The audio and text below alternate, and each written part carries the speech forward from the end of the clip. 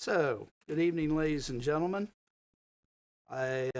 Council members, our city officials that are here, and our streaming audience, I'd like to welcome you to the December 13th City Council meeting. Tonight we have 5 items on our agenda. We're meeting here in chambers with health and safety restrictions for public attendance, and we are streaming live to Facebook and to YouTube. At this time, Ms. Fleckner, roll call of the members, please. Thank you, President Arnold. Phillips? Here. Payne? Here. Nickerson? Tatman? Here. Lewis? Here. Gillum? Here. Farrow? Here. Corcoran? Here. And Prohl. Here. Thank you, Ms. Fleckner. If everybody would, please stand for the Pledge of Allegiance.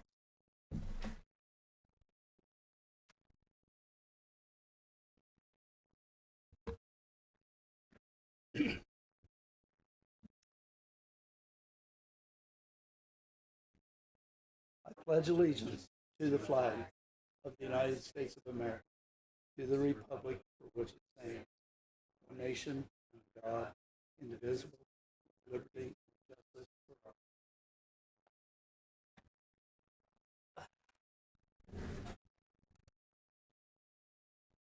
all. The journal and the minutes of the last meeting have been distributed for review. If we don't have anybody that has any corrections, additions, do I have a motion to accept the minutes as they are? By Ms. Nickerson, seconded by Mr. Phillips. Roll call on that motion. Phillips? Yes. Payne? Yes. Nickerson? Tatman? Yes. Lewis? Yes. Gillum? Yes. Farrow? Yes. Corcoran? Yes. And Prohl. Yes. And the minutes of the previous meeting have been accepted. Moving on to our reports of our committees. We'll start out with Community Affairs. Mr. Phillips. Thank you, President Arnold. Community Affairs has nothing on tonight's agenda. Last week on December 6th, we did hold a committee meeting, a second committee meeting on proposed ordinance 21-085. We were able to finalize and get to a decision and some good discussion on how that language is going to look like. So there's no rush on that, but we will be probably in the next month or so be presenting language for that ordinance to come to bear. That is all I have to report for this evening. Thank you. Thank you, Mr. Phillips. Moving on from there is Human Resources. Mrs. Payne. Thank you, President Arnold. Human Resources does have an item on the agenda this evening. It's item number 4, and it's the first read of an ordinance amending sections. Well, there's quite a few sections here. 111.01, 111.10, 114.01, 116.01, 118.01, and 120.01 of the codified ordinance of the City of Chillicothe regarding pay provisions for elected city officials and declaring it an emergency. Now, this will go 3 reads. We have had several committee meetings, quite a few discussions to come to the consensus on where we are with this, and it is written for these discussions. It will not be voted on this evening. It will go 3 reads, and declaring it an emergency only means that if we do vote yes on this after 3 reads, it would go into effect right away. Thank you. Thank you, Ms. Payne. Moving on to Development, Ms. Nickerson. Thank you, President Arnold. Development has nothing on the agenda tonight, and therefore we have nothing to report. Thank you. Okay. Moving on then to our Finance, which is Mr. Prohl. Finance Committee has item number 2 at second reading, a resolution appropriating the updates to the city's financial policies and procedures. And that concludes my report. Okay, thank you, Mr. Prohl. Moving on then to Parks and Recreation, which is Ms. Corcoran. Thank you, President Arnold. We have no items on the agenda this evening and nothing to report. Okay. That's pretty funny report. Thank you, Ms. Corcoran. Moving on to safety services, we have Ms. Gillum. Thank you. Thank you, President Arnold. Safety Services does have one item on the agenda this evening. It's the first one, which is at a second read, appropriating a $200 donation from Anytime Fitness to the Chillicothe Fire Department and declaring an emergency. And at the appropriate time, I will be requesting that we waive the three-read rule on that item so that we can get those funds to the fire department. And that concludes my report. Okay, thank you, Ms. Gillum. From there, we'll move on to, I'll actually ask if Mr. Farrell has anything he'd like to add. I don't want to skip over him. Thank you, President Arnold. I have nothing to report on tonight. Appreciate it. Okay, no problem. From there, we move to our city services and transit, which is Courtney and I'm sorry, actually, Miss Lewis. Formal Sorry. names here. No, it's okay. Informal. Thank you, President Arnold. Transit Committee met earlier to discuss an item which is appropriating $200,000 for use toward a purchasing of a trolley for the transit department. We had several questions about it. Good discussion and feedback from Director Powell. Again, the transit department the past 9 months has gone through this innovation track where they did a testing of, one of the things was testing the trolley, and it was received very well, very positively in the community. Really good feedback. And so there was a talk of potentially renting it. Right now, due to just the availability of rentals and how much they cost, it just made more sense to purchase it. They've also worked hard at maximizing their state and federal grant dollars this year and next. So has freed up a lot of their local dollars. They'll have a lot more freedom in how they can incorporate the trolley into the community. I know there's potential of like how much it'll be used, but there's thoughts of, using it for trips out to Bridge Street or a specific seasonal uses, whether going up to Adina or out to Tecumseh. There's just a lot of potential, and with us owning it, there's just a lot more freedom with that. So tonight I would ask, I didn't get it in for the agenda, but tonight I would ask if I'd make a motion to waive the 3-day receipt rule so we can get it on the agenda tonight and so that it can go through the 3 reads. I have a motion to waive the 3-day receipt rule, seconded by Ms. Nickerson. Roll call on that motion. Phillips? Yep. Payne? Nickerson?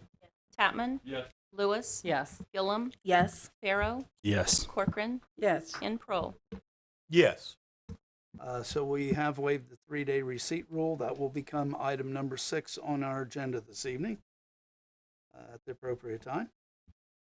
Thank you, Bruce. Thank you. That's okay. It's fine. Getting fancier, casual. Anything else? I have nothing else to report on. Thank you. Okay, you're welcome. And last but not least, Mr. Tatman. Do you have any, this is engineering and utilities. Thank you, President Arnold.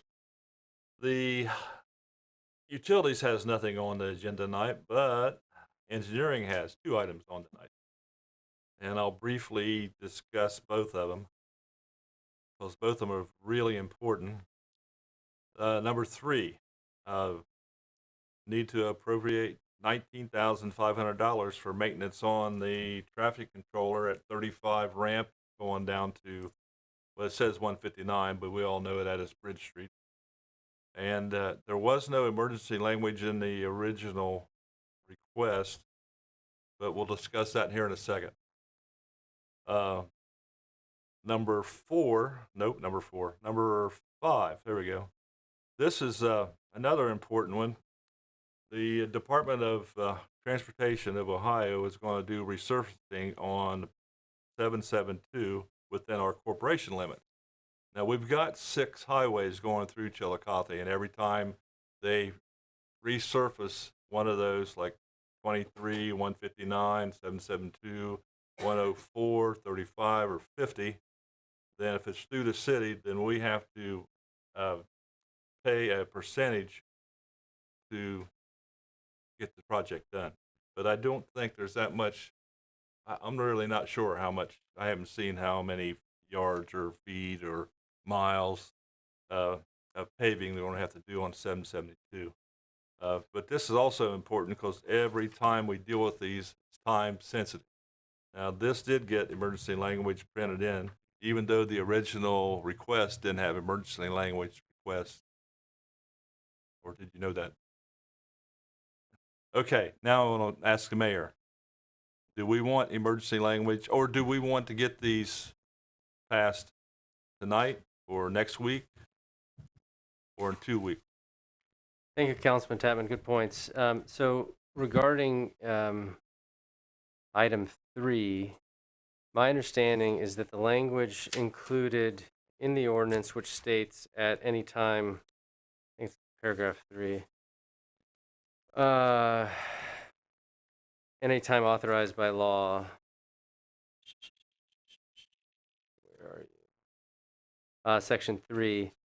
Because it's an appropriation, would the auditor's office would be approved or by law can make that payment despite no emergency language. I think the emergency language is more relevant for changes to policies or the codified ordinances, something like that. So I think we're okay on that one. And then on 772, this is one, I think this is scheduled for fiscal. ODOT's on a different schedule than us, but we're a couple years out on this one. And so we certainly like to get things to ODOT as quickly as we can. But as far as this one's concerned, if ODOT does not receive it, for example, if you passed it tonight and they didn't receive it for 30 days, or it didn't go into legal effect for 30 days, there's no issue there. So, and then to answer your question, this is basically from corporation limits down somewhere close to Valero, right to Main Street here. So did that answer your question?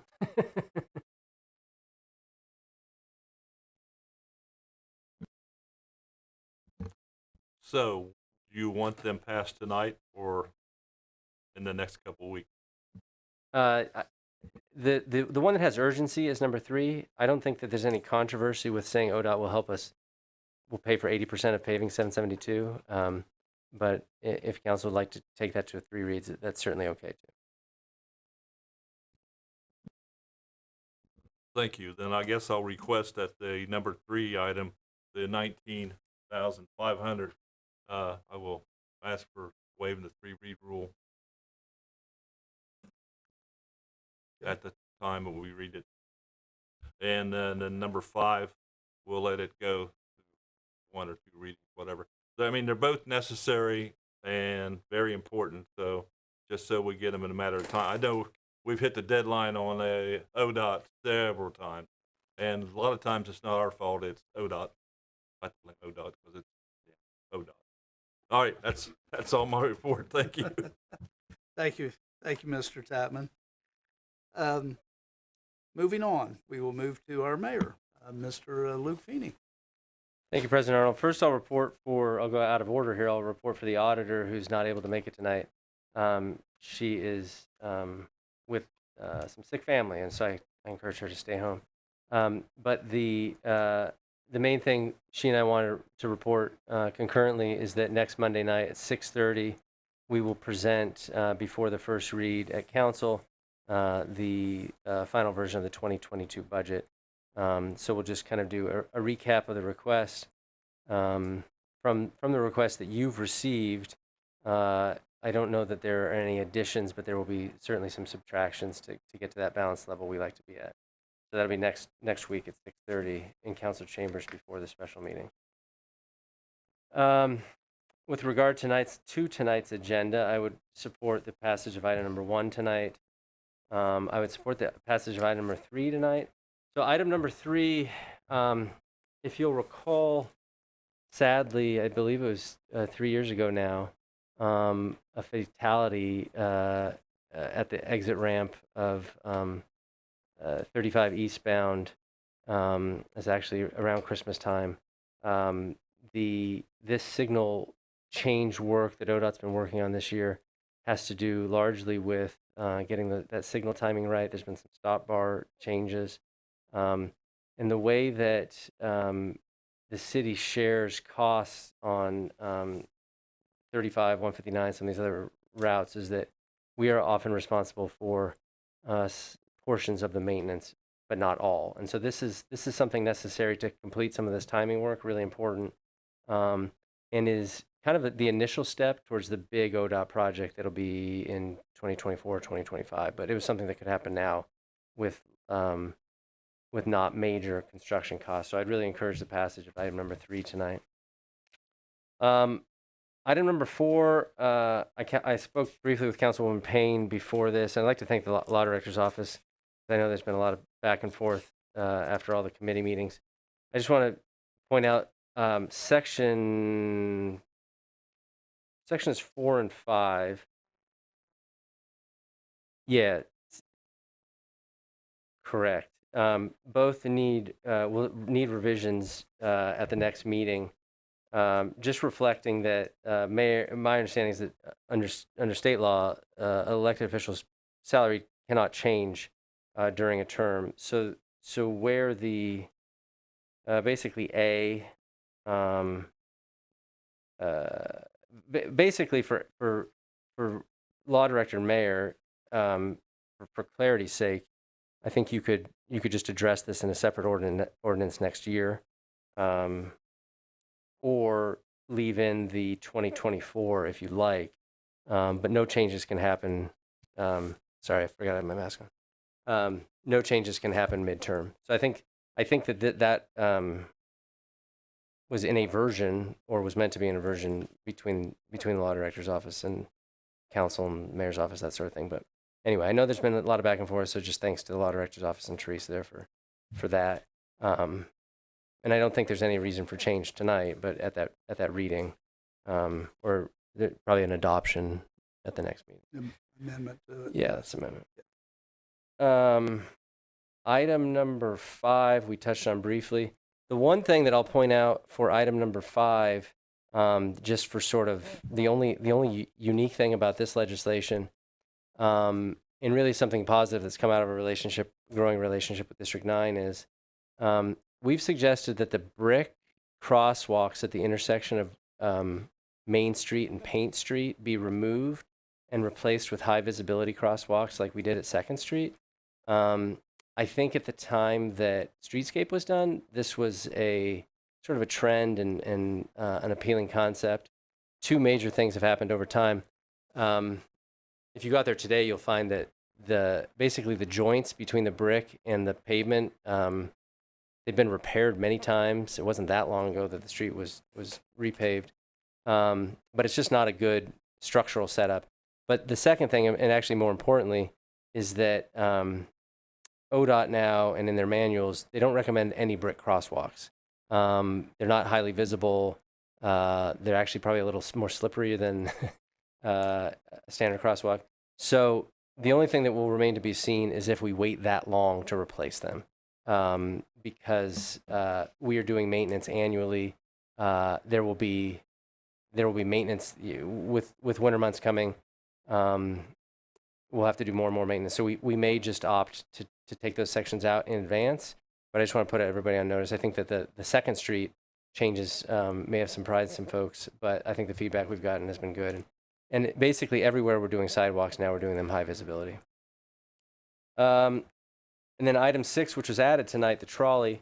Just want to add a couple things to Councilwoman Lewis's report, and mainly for council.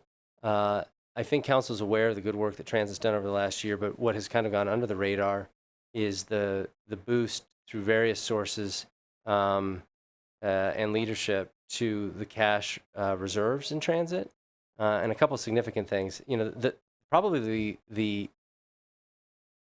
maybe the only negative feedback I got about the trolley was just which is a common taxpayer concern, is what could this money have been used for alternatively? In this situation, we have a transit tax. Government fund accounting is what it is. We can't use this money on anything other than transit. And so, additionally, the way this request has been put forward and the way we have bifurcated the funds in transit, we have lots of restrictions from ODOT on how we can use city-owned or ODOT partially funded property. The goal here is to have a vehicle that can be a part of our regular route. The concept is not just that we do sort of popular weekends, but it's basically integrated into our system, but also because of the way we're paying for it, could be used for one-off rentals and that sort of thing. So the creativity with which this is presented makes it a pretty neat resource for the community. And really, the essence of this request is that we have a transit system that is very robust. On January 1, and some of you may have seen these releases already, but we are completely redesigning the routes. We are redesigning the way the system works, which means we will also have an on-demand portion. But the system largely goes unused by a big portion of the population. We believe that the use of a trolley can introduce people who do not traditionally ride the transit system. This is like a gateway into using the transit system, as well as being a gateway into the transit system use by visitors to the community. So really an exciting thing, the results, that and the on-demand system, the result of about a year of work, pretty thorough concept here. So I'm excited that that's in front of council. And when we weighed the sort of the efforts to rent or lease one versus the purchase options, we think that the financially responsible thing to do, if we think we're headed to a place where we're going to end up owning, because of the high cost of the lease or the rental, is to purchase outright, not to mention the lead time on equipment, that sort of thing. So those are my comments on tonight's agenda items. And then just a few other items of note. I had the pleasure of attending a function at the Ross County Health District tonight. Dr. David McKell is retiring from the Health District after serving for 32 years. He has been appointed by 4 different mayors, including myself, so long tenure, well-liked.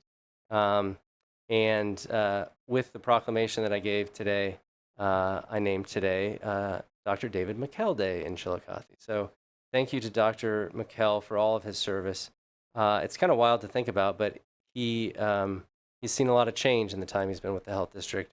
Going back to, although it seems like a long time ago now, communities or the state going from, being able to smoke in restaurants and bars to smoke-free communities. And then more recently, being really a guiding force and steady hand during the opioid epidemic and a pandemic. Seen a lot in his years, and he's been a great addition and will be missed. Happy to announce that I'll be, per Dr. McKell's recommendation, will be appointing Dr. Gabus to replace Dr. McKell in that seat. So I think a nice transition there.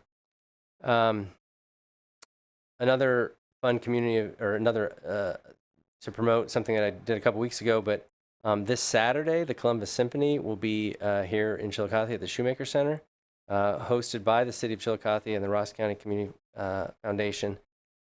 Starts at 4. The first bit will be a presentation by the Chillicothe High School Orchestra, followed by the Symphony, which will be very family-friendly event.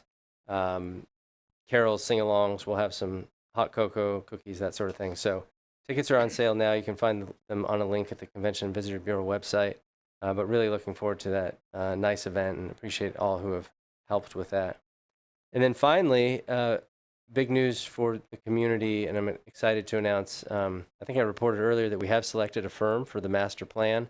And this Friday, one of the things that we really liked about the firm that we chose was their focus on community participation. So this Friday, we will have the link to go live for applications to participate in the steering committee. Many firms that presented to us when we'd ask them, well, how do you recommend selecting a steering committee, would say, well, who do you want on it? And we really put an emphasis on the community being able to participate. And so I will ask each of you on council to help promote this steering committee. There will be an actual application to fill out, and people who apply will be vetted and selected. So that will be this Friday going live. We'll take a couple weeks to work through that process and then kick off the master plan early next year. So pretty exciting time, and I think that this process, especially that selection process, will be neat. With that, conclude my report. Thank you, Mayor Feeney. Very good report. Moving on, our auditor, of course, was mentioned. She's not available this evening. So we'll move on to our law director, Ms. Villarreal. Thank you, Bruce. We do not have a report this evening. Okay. All right. Thank you. Then back to me. And actually, I don't have anything to add this evening. So we'll move forward. At this time, we do have audience participation. Council Rule 21 does limit each speaker to a 5-minute presentation.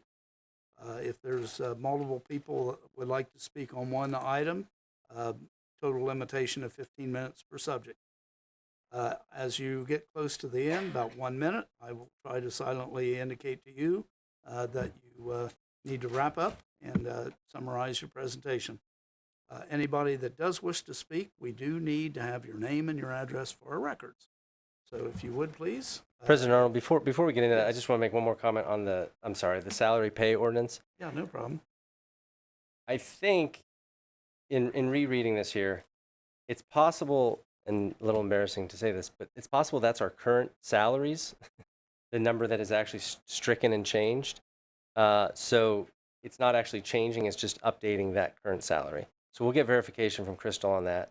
The way it says beginning January 2022, it's probably not beginning that specific date, but is the current salary. So we'll get verification on that. It might not need to be updated next meeting, just to verify. Okay. I think what happened was, you can see it changed in 2008, and then we're updated with percentages and never updated with the actual number in the code, which leads to some confusion by myself included. So, or maybe created by me.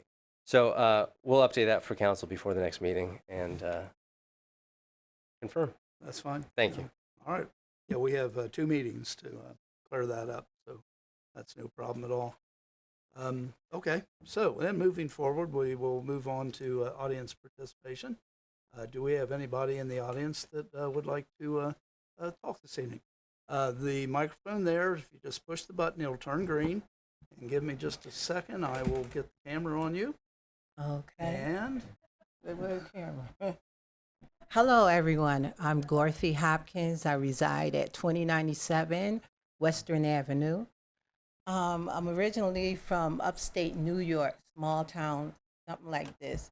But what we're doing here today, he and I, we're proposing adequate transportation.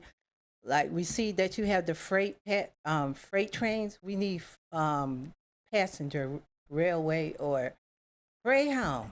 You know, I have grandchildren upstate. I'd be wanting to go home to visit them. I have a vehicle.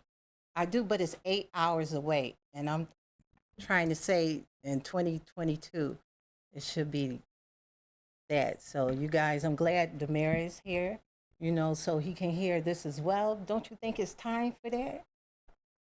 You know, Mayor Feeney? So I would love to have passenger rail in Chillicothe. Yes, but no, just to, you know, don't you like weekend excursions or going to other see family or friends?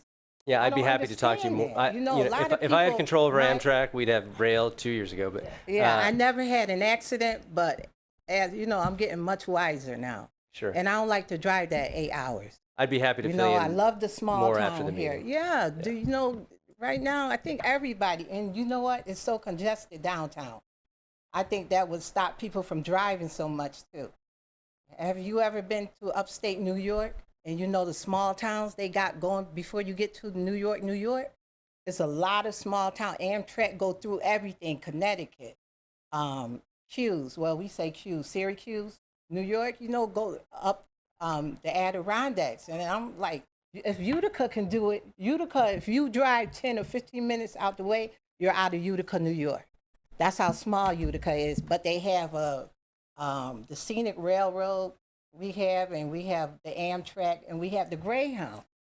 So I'm like, get with the program a little bit and just think about it, you know? So just going to visit people and going out state. Who wants to drive? I don't understand this. But that's all I have to say. Thank you guys for listening. No problem. Yeah, Thank you very much. Thank you very much. Anybody else that would like to speak this evening?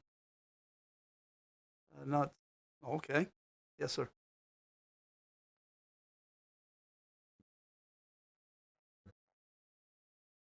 Push button, turn the light on, please. Yeah, Hi. I speak pretty loud anyway. I think most of you guys know who I am. So anyway, so the mayor brought up a good point just a few moments ago. I had a heart attack earlier today almost when I saw that this piece of legislation for the fourth item on your agenda for pay raises, it was a 62% with the numbers that were in there. But as the mayor pointed out, it looked like there might have been an error there. So it looks like it's actually about a 28% pay raise for city council.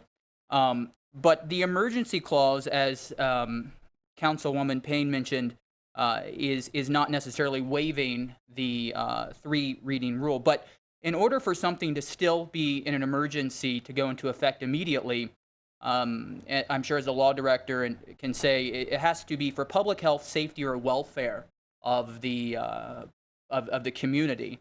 And I'm just not sure how pay raises for elected officials are for the public health, safety, or welfare of anyone.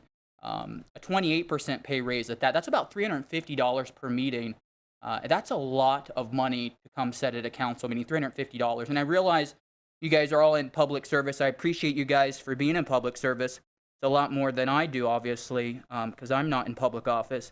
But I will say that if anyone got into this job for money, they're in it for the wrong reasons. They should be in it for public service. $8,300 is what the new pay would be. That's not a lot, but that certainly is a lot when we look right now that a minimum wage throughout our country and in our state is not going up. $400, according to a study out of Minneapolis, it was the Federal Reserve Bank of Minneapolis. They said that $400 in unexpected expenses is a lot for the average American. Now that can be the car breaking down, a trip to urgent care, wherever. I mean, $400 is a lot of money. So when we're looking at you guys getting $350 per meeting, you're wanting a 28% pay raise. That's a substantial amount of money when 99% of the counties in our country right now, the average minimum wage worker can't even afford a one-bedroom apartment at market rate. The city auditor is wanting a $26,000 pay raise. Now, I get that she's going from part-time to full-time according to the language of the legislation, but I will say that her workload's not going to change. She's been city auditor, and so this isn't an attack on Crystal. This is an attack on the pay increase for the position. But $26,000, the workload's not changing. She's been city auditor for a term or two now. Whoever was in that position, the workload isn't going to change. Just because it goes from part-time to full-time, more hours, less hours in the office, I'm not sure what the difference is on that. But I do know the workload doesn't change for the person who holds that office.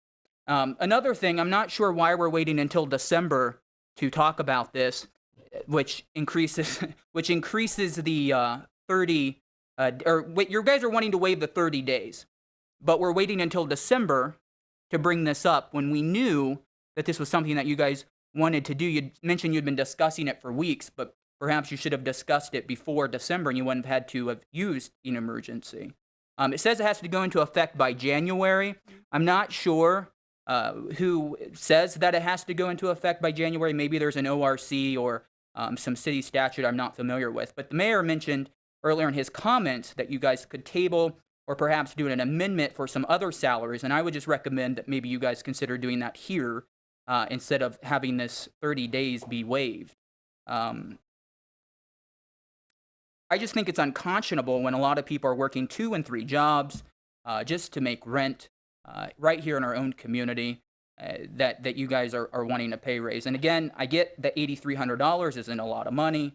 $350 per meeting might not be a lot, but certainly it's a lot to a lot of people. And if somebody's in elective office to get rich, well, they should probably get out because they're in it for the wrong reasons. You have 1 minute.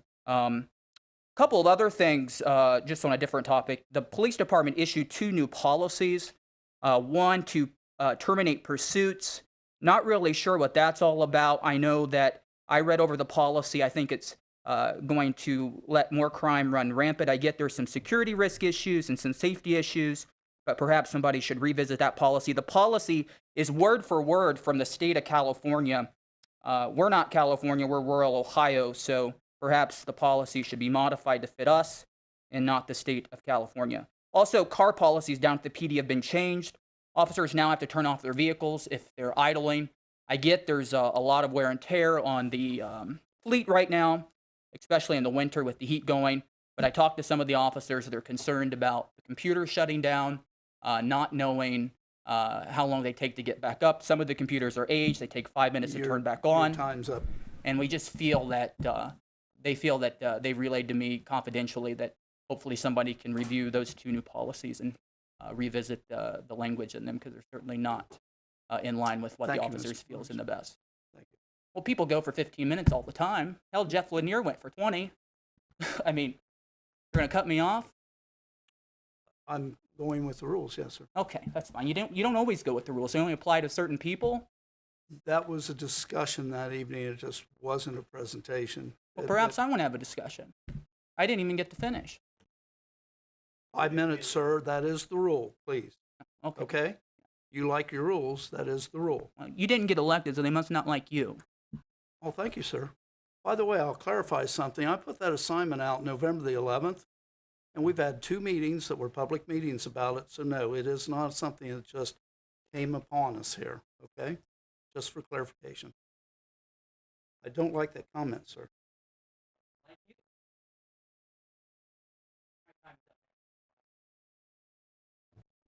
Moving on, do we have anybody else in council that would like to speak?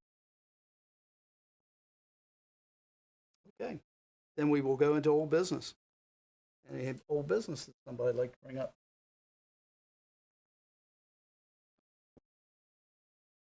Petitions and correspondence received by the clerk. Have you received anything, Ms. Flecker? Yes, I do have a couple of items here. We're in receipt of liquor license applications from Speedway LLC, and these are just applications for change of LLC membership interests. So it's specifically for Speedway LLC, DBA Speedway 1206 at 10 North Bridge Street, as well as Speedway LLC, DBA Speedway 5224 at 1136 East Main Street. And again, these were just applications to change the LLC membership interests. Are there any objections to these applications? Thank you. Okay, thank you, Ms. Flecker. Moving on to new business. Do we have any new business that anybody would like to bring up this evening? Not seeing any?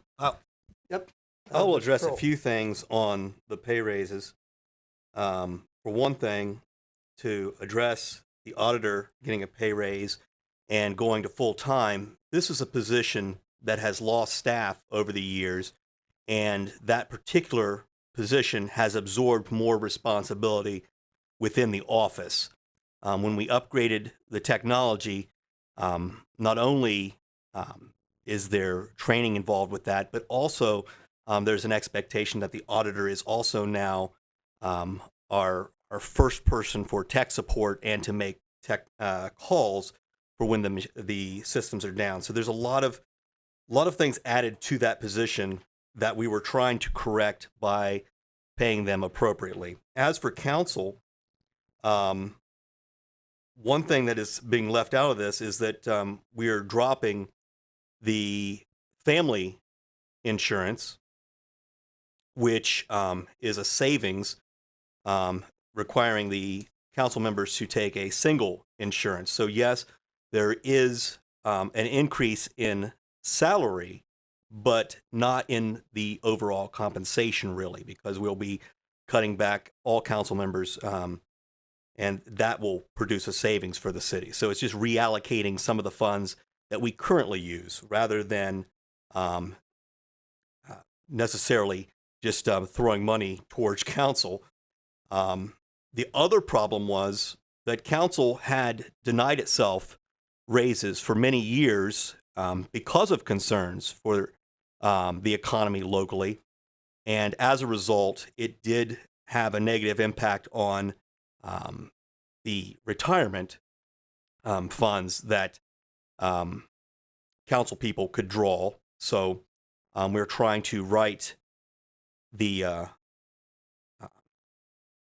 the path that we were on to bring it more up to date. So again, I know it looks like a large pay raise, but keep in mind that we're shifting monies that were going towards insurance funds into the salary and then dropping that family. And by doing that, we save the city money. We also remove people from the pool, and that saves the city in the long run as well. And I just wanted to address those items because I noticed that they were left out of the discussion tonight. That's all. Thank you, Mr. Prohl. Anybody else have any comment or new business they'd like to discuss? Okay. Not seeing any. Then we'll talk about committee assignments and meeting dates. So I did want to remind everybody that we are holding a special meeting next Monday at 7 o'clock. And as mentioned earlier, our auditor, not in her absence, has called for a budget review or budget meeting presenting the 2022 budget at 6:30 prior to that meeting next Monday. So we'll see you all here next Monday. Does anybody else have any other meetings that they'd like to call at this time between now and then? No? Okay. Ms. Payne, you mentioned that you'd like to speak. Would you like to talk before we move into our legislation?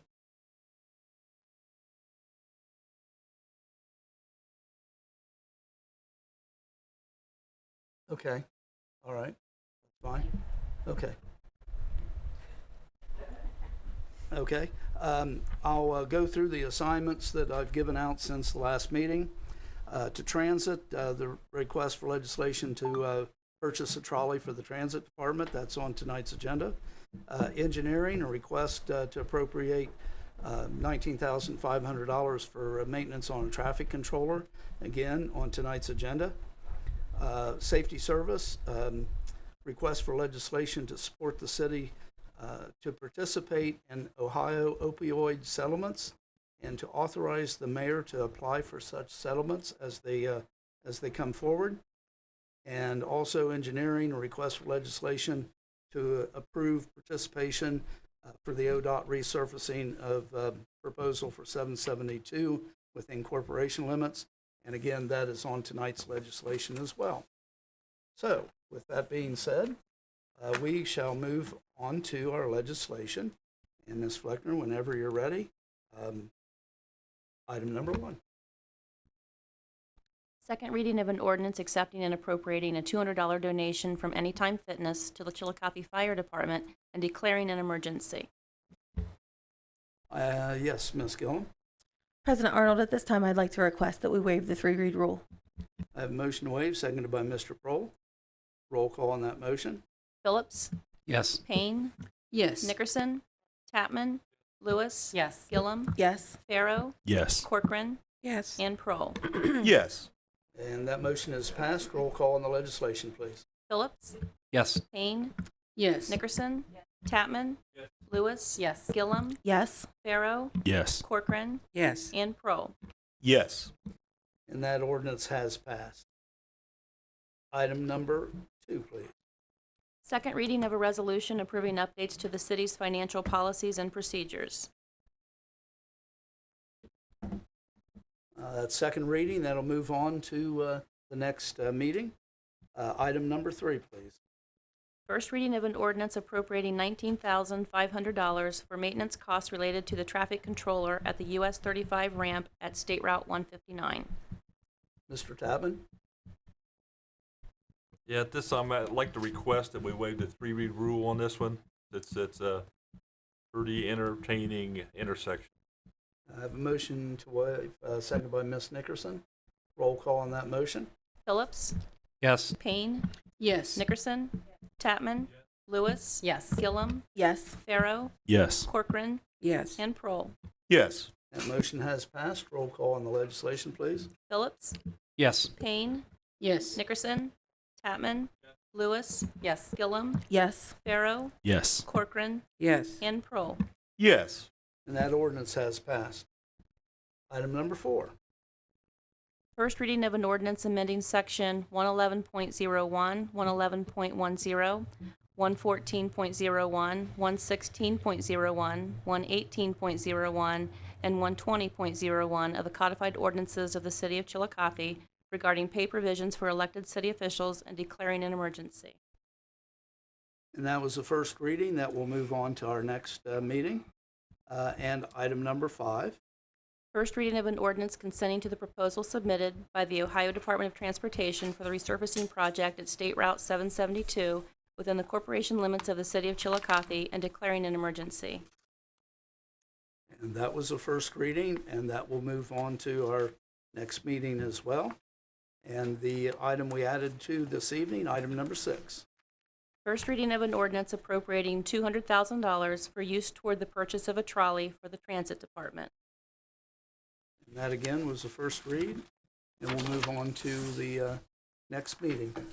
Ms. Payne, I want to clarify that earlier, for sure you do not want to call an executive session now?